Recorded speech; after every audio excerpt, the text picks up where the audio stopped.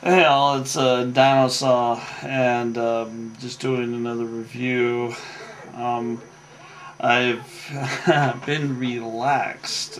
Just a little side bet. I've been off for about a week from employment, and just been sleeping 10 hours a day, and just loving it. Unfortunately, I have to go back come Tuesday, after Memorial Day, but.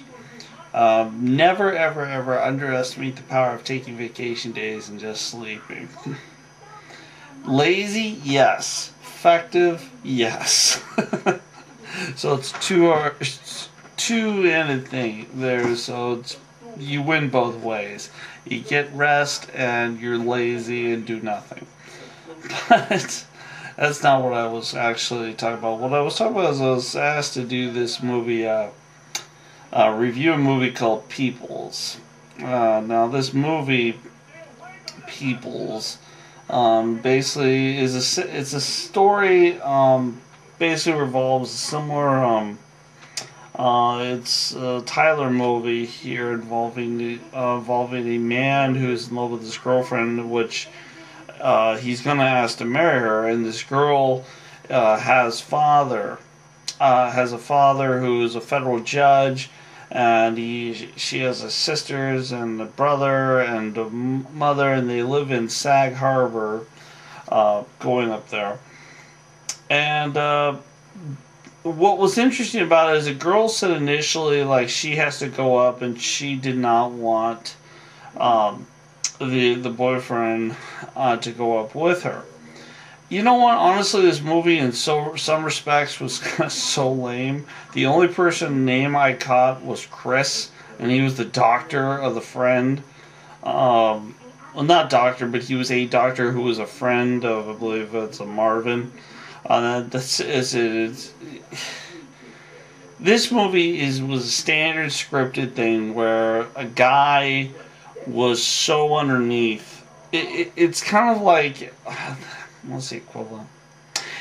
The equivalent to this is that Jennifer Lopez a movie about the senator, Made in Manhattan, that's it, where it's two different classes of people, whereas, yes, they're both African American, but one class is a federal judge, has all these standards, and then you have the Marvin character, who is just at like I Sing for Kids. Nothing really much. So there's a clear discrepancy in culture and economics, clearly. But yet, somehow the judge, this is a federal judge, managed to afford sending her daughter to an apartment on the east or west side of Manhattan next to Central Park. My cousin lives in that area. I think it's South Central Park, on the south side, I believe. Or I don't know here. I've never been there, but I have a little bit of perspective on how much that costs, and that, believe me, cost a ton of money, a lot. And he didn't get there on his own.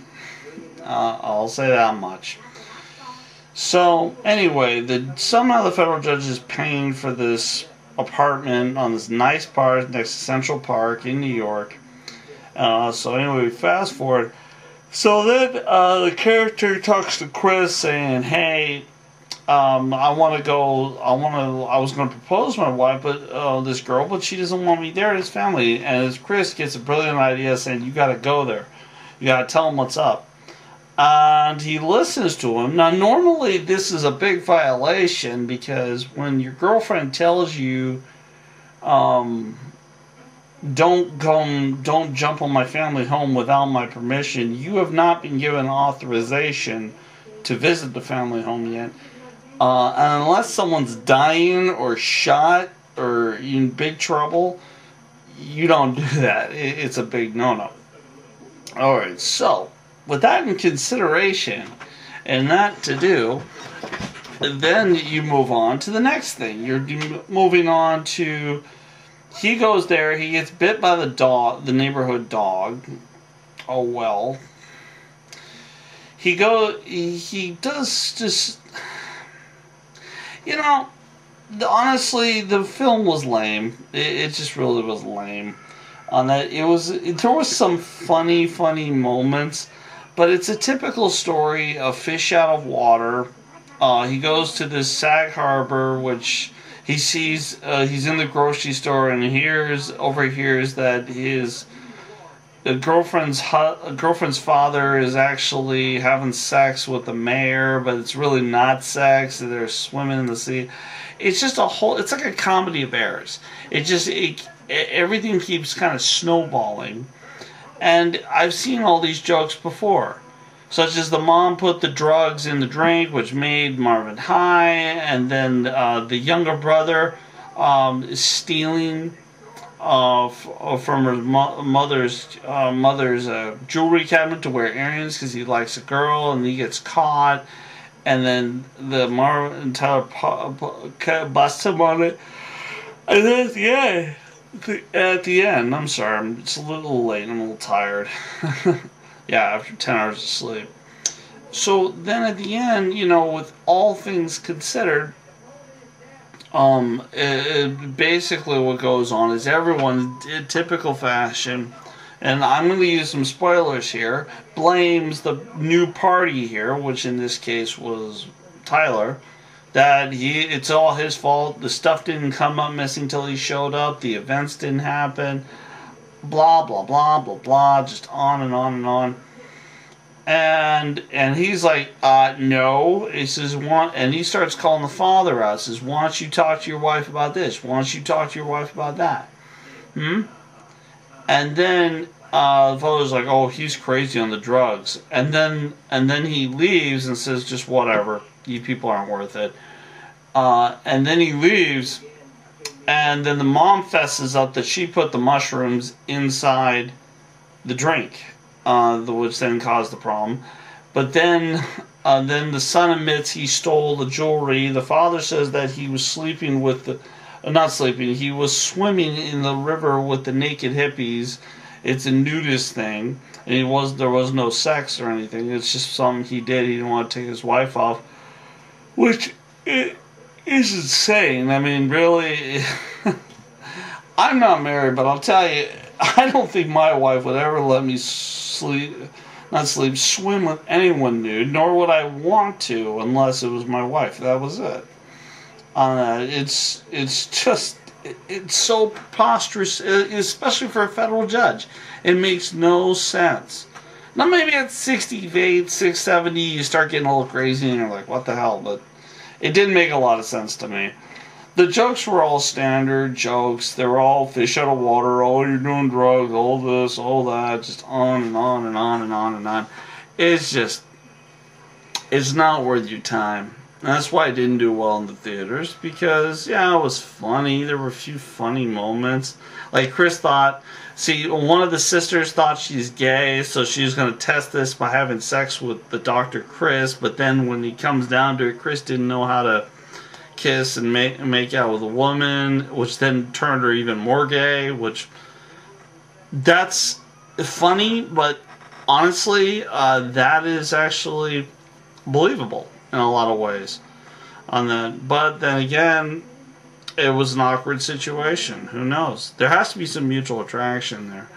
Or alcohol. One of the two. I wouldn't really waste my time with it. I thought the jokes were funny. It's a one-time watch. Beyond that, I wouldn't even... Maybe an Amazon $1 video rental. Maybe. For a laugh, but the plot was inane. The concept was just stereotypical. It was like I haven't even seen that, but it's like it's the standard movies where meeting your new in-laws or something like that. You could put in any movie you want. Meet the Fockers, Father of the Bride, Part 1 and 2. Just put in whatever, and standard, but you mix it just with different jokes and a new lesbian twist, and that's about it. It just wasn't, in a lot of retrospects, it really wasn't worth the time. It wasn't original. On that, now what would have been original? What would have been original, and but bittersweet and depressing, would be that the guy at the very end of the film, the girl comes back to him, asks him to marry, and he says no and walks off. Would have been original. That would have been different. Depressing as hell, but original. Because that's basically just saying, you know, you throw in the ring, he says, your family called me liars and never ever gonna believe me. Or there could have been a few other things done. I mean, but this also explains how that guy managed to make so much damn money, because what he does is he spends $1 to $2 million in a film to a certain genre, says the same jokes, and the genre is too stupid to realize that, or they're so, not, maybe stupid's not the word, it's just, maybe genre's stupid. It's like the same jokes, it's the same plot. Ladies and gentlemen, the people, the genre, you're getting played. The people who like those jokes, I mean, I thought some of them were funny, but really, you got played by this guy again. This guy has more talent, and what he did is he spent $1 to $2 million and played y'all. And the film, I don't know, made what, $40, $50 million? He made money off that film. He played you. Played anyone who watched that film and paid for it. And you know what? He's laughing all the way to the bank. And it wasn't like this was an independent film like that became big news. It wasn't a Blair Witch. It wasn't a Lupus de Facto or Brotherhood of the Wolf. It wasn't like that. It was which that, if you, anyone, and I have said this, I saw this in the theater and I thought this was one of the most awesome foreign films I've ever saw, was Brotherhood of the Wolf. And that was a very intelligent film. I even didn't get it all, but it was just a well done film and very, very exciting. Drama and everything. But this one, it was a comedy. Let's put it this way: the movie Friday with Ice Cube and Chris Tucker had more originality, had more crazy characters, had more believability in that this is kind of realistic. I mean, come on, some dude in a big Impala selling drugs, his name is Big Worm with curlers in his hair. As stupid as it sounds, it's kind of believable. And then at the same time, Big Worm is in an ice cream truck selling, making more money.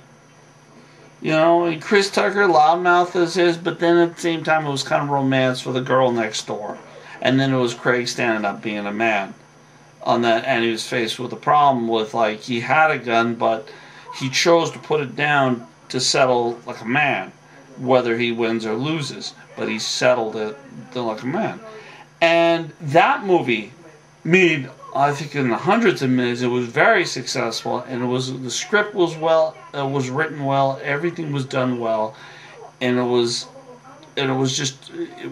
great. It was a great movie. That in itself, Friday, was a great movie. Not next Friday, not the Friday after next, Friday, the first one. That was great.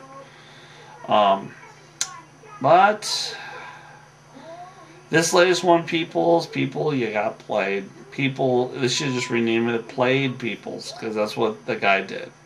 He gave you crap. He threw out some jokes, threw a million or two. There was no soul searching.